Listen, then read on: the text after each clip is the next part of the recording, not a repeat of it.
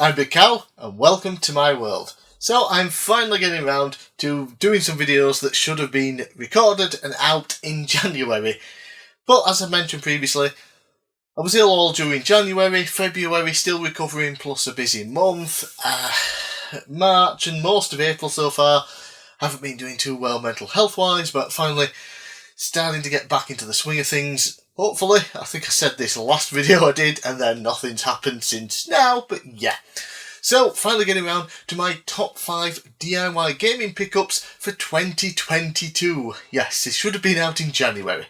So, DIY gaming box is of course where I spin this lovely wheel, whatever number it lands on, correlates with a games console I own. For the next month I have to collect for that particular system with a budget of £25. Then I do a lovely little unboxing video using this box now, new box, and show off what games I got. And then spin the wheel for the next month. So last year, obviously, 12 months and lots of games. But here are my 5 top picks for games that I got for DIY Gaming Box in 2022. Deadpool on the PlayStation 3 is a very fun hack and slash style game with Deadpool. So think kind of Bayonetta, God of War type, Devil May Cry type combat, but you play as Deadpool. And he's, very funny, very quick-witted as usual, breaks the fourth wall all the time. Yeah, he got a crazy story, which is about him wanting to make a video game. Yeah, it's Deadpool, what do you expect? It's a lot of fun. Can it get a bit repetitive just going around slashing people? Yes, but the same can be said for all of the hack and slash style games. It just depends on how much fun you personally are having with them. And I tend to have a lot of fun with them. Deadpool is no different. Very fun, very good. Very happy to finally add this to my collection because it's one of those games that snuck up in price. And there is a next gen version on the PS4 as well. I think that one is incredibly expensive now for what it is. So I picked up the PS3 version. No issues with it at all. Yeah, really fun. Very happy to add it to the collection through DIY Gaming Box. Dead and Furious, or known in the US as Touch the Dead. Yeah, a very fun DS game that I only discovered while looking up games for the DIY Gaming Box when the month was DS. Yeah, so basically it's like a railgun shooter, but with touchscreen controls. And you're in some sort of prison or whatever, and you escape, only to discover that zombies and things have risen and are coming to kill you, so you have to try and kill them first. And it is a boatload of fun. It is really good. I had a blast playing it. I had to play through it twice to record the game footage, because when I did it the first time, it didn't record any sound, so I played through it again. And in fact, I had to play through it 3 times. The first time I tried to record it, the controls because I was emulating it, obviously, because I can't record footage from DS at the moment, the mouse pointer controls were way off. So I played through it again after fixing the issues with that. When it recorded, there was no sound, so I played through it a 3rd time, this time with sound, the controls all working fine. And yeah, I had an absolute blast playing through just the first level 3 times. It was that much fun. And yeah, I've gone on and played a few more levels of it since.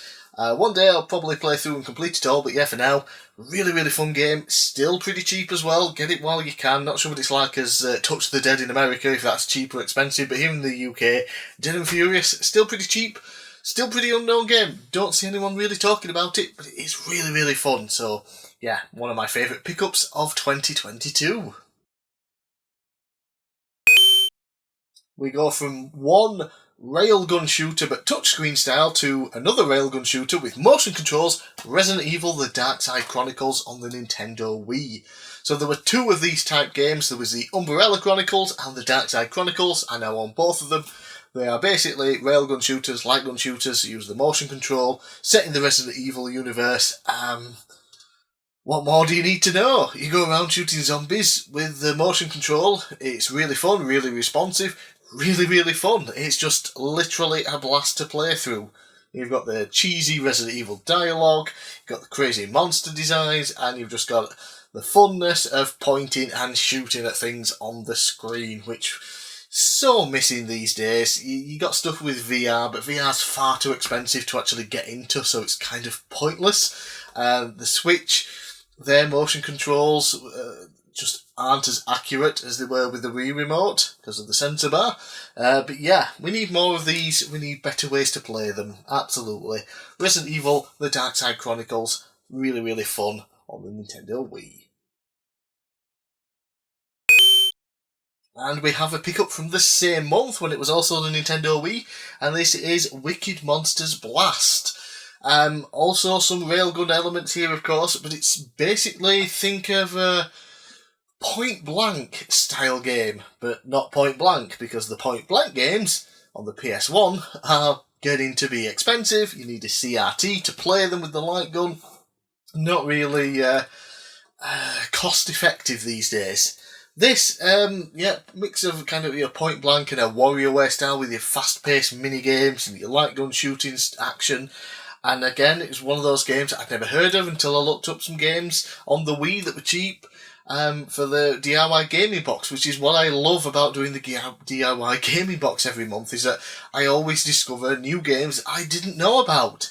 Because when you look up games for systems, there's always a set number of those games that everyone knows about, everyone thinks are good, everyone recommends, but then you get your hidden gems that become more and more well known as time goes on, and more people do hidden gem videos showing the same games. And then once you go beyond that, you get the genuine hidden gems that people haven't discovered yet, or only a couple of people have and nobody else is talking about, and this, I think, is one of them. It's just a very fun Nintendo Wii game. Again, I keep saying this, but an absolute blast to play. Very fun. You got the light gun style shooting game. You got the crazy mini game style of your WarioWare and your point blank, and yeah, pick it up. Again, I think it's still fairly cheap. Buy it while you can, because I believe Nintendo Wii games are going to start rising in price now. I think we're getting to that point now where the Wii is that old it can be considered retro, and I'm thinking that people now are going to start, let's collect for that generation of systems, the Wii, the PS3 and the Xbox 360, so getting on it now while the games are still cheap. I'm very happy to have a large Wii collection already, so yeah, add this one if you can. Very, very fun. Lastly, a PlayStation 1 game, and that is Grind Session. So I absolutely adore the Tony Hawk's Pro Skater games. Mostly. I love 1, 2, 3 and 4. After that, I haven't really played that much of the other releases to really have an opinion on them. But the first 4 I adore. I played them on the PS1. Yes, all 4 on the PS1. I know 3 and 4 came out on the next-gen systems, but I didn't have the next-gen systems at the time, so I was stuck with the PS1 versions. But yeah, those are the ones that I remember. Certainly the first 3. The fourth one gets a little bit different with the mission-based style, walking around and talking to people thing. Still fun, but not there. But yeah, if you're like me, you've been playing the Tony Hawk's games for over 20 years now, especially those original ones. While they're still fun, and we're getting, the remakes of Tony Hawk's 1 and 2 have happened numerous times, I played them so much, they're still fun, but I want something a bit different. I want an alternative. And there are lots of Tony Hawk skateboarding alternatives out there. The problem is most of them suck. They try to do what Tony Hawk's did. They try to have the same controls, they try to have the same physics, and they usually fail at something. There's the MTV skateboarding one that plays like Tony Hawk's, but in super slow motion and kind of crappy physics. And there are a number of other ones that try to make it a bit more realistic, and it's just not fun. Grind Session is as close to the original Tony Hawk's games as you can get without it actually being a Tony Hawk's game. So yeah, if you've played so much of Tony Hawk's that your mind's got a bit numb to them, check out Grind Session. It's like a new Tony Hawk's game. You've got new people to control, new tricks to discover, and new levels to play in, which I think is the big thing. You've got the same kind of level style where you go in, you've got to get so many points, you've got to collect certain things inside a level, you've got the time limit. You know, like I said, it looks and plays like the Tony Hawk's game, but with different characters and different levels. And so it's basically a new Tony Hawk's game. Very fun. I did get this for a good price to get it in the DIY gaming box, which I was happy about. It can get a bit expensive now. I've seen it go for up to £25 to £30, which I don't think it should be that price, but if you can get it for under 20, absolutely go for it. Really, really fun game. So, these are my top 5 favourite DIY gaming box pickups in 2022. Let me know down in the comments below what you thought of my top 5. Let me know what your top 5 games are that I picked up in 2022 for DIY gaming box, and I'll see you again next time.